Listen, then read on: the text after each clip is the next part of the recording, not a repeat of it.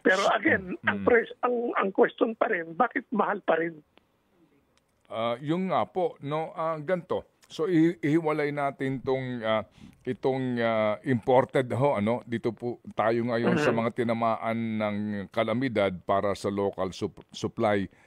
Kasi po ngayon pa lang kung inyo nabasa, sinasabi na po ng DA na tatamaan particularly po ang ating rice production. Hindi naman kaya iyan din magbunga ng pagtaas sa presyuhan sa usapin po dahil mismo sinasabi na ng DA na magkukulang po tayo sa ating pong ani, magiging dahilan po kaagad na magtataas talaga. At asahan na natin dito hong December at January, tataas po na naman ang presyo ng bigas.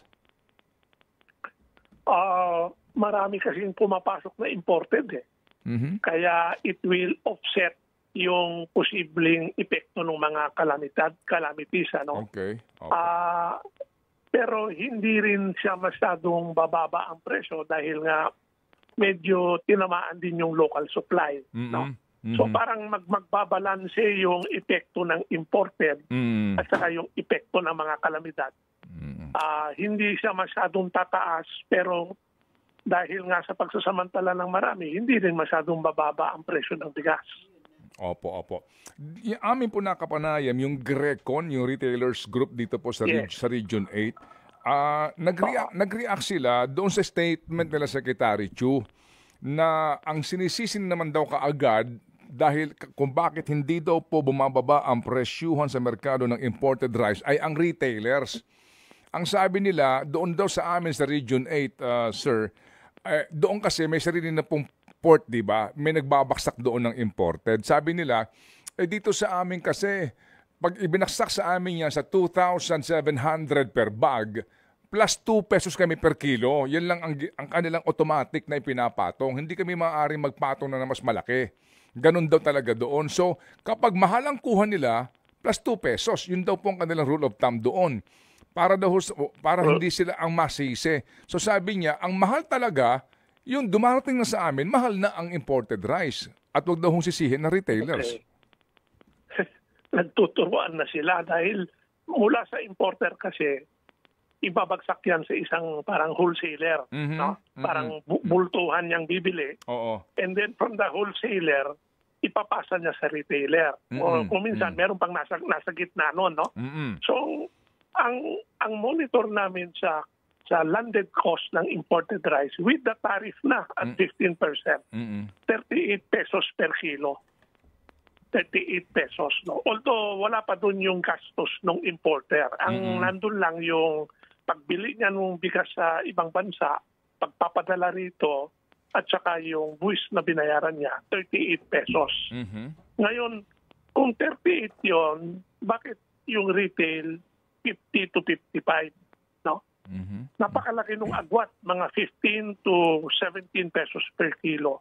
Sino yung nagsasamantala dyan? Yung importer ba? Binibenta niya ng kahit na 38 lang yung cost niya, binibenta na ng 45? O kaya yung pinasahan niyang wholesaler, pag pinasa sa retailer, mataas? O kaya, posible rin ng retailer ang nagpapatong ng malaki.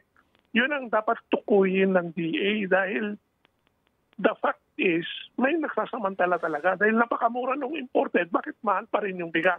You're talking about 25% broken na sa 38 per kilo o yung 5%? 5%. Karamihan naman ang inaangkat ay 5%. Okay. Kasi po kung 38 yan, 1.9 lang per bag sa 50 kilos. Landed cost na po yan. Kasama na po dyan logistics? Yes. Hindi pa. Yung shipping lang. Okay. So, landed cost plus tariff na po ito. Yes. Okay, correct, sige. Correct. Opo. O sige, so hindi rin ako maniwala na ganun kataas ang benta ng importer. Dahil yung importer, marami sa kanila mga financier lang yan eh. So gusto nila pagdating dito, pasa na kagad, kuha na ng kita nila. So hindi masyadong magpapatong ng malaki yan. Opo.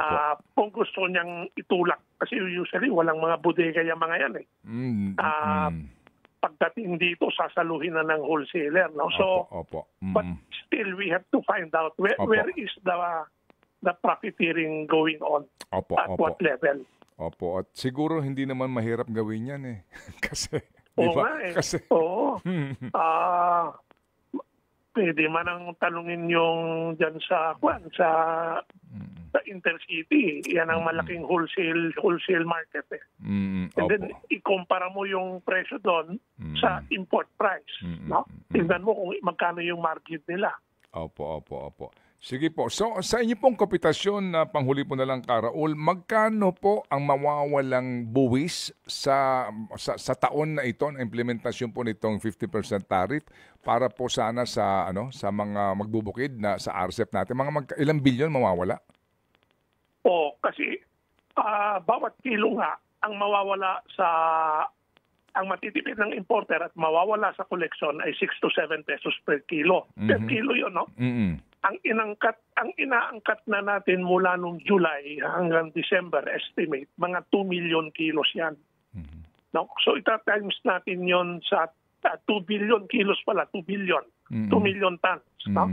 So times 6 na lang, that is 12 billion pesos na mawawalang taripa.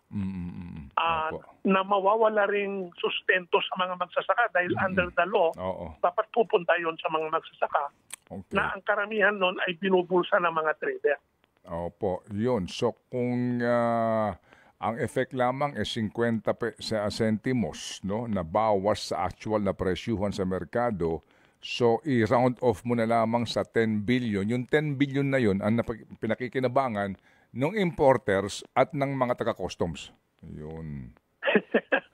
Oo, tsaka kawawa yung magsasaka dahil bumabagsak na yung presyo ng palay niya. Opo. Sige po. So salamat po na marami, Raul, sa inyo pong informasyon na ibinahagi po sa amin. Mabuhay po inyong hanay. Thank you. Opo. Salamat, Ma'am Ted. Opo. Thank you. Si Ginoong Raul Montemayor ng Federation of Free Farmers.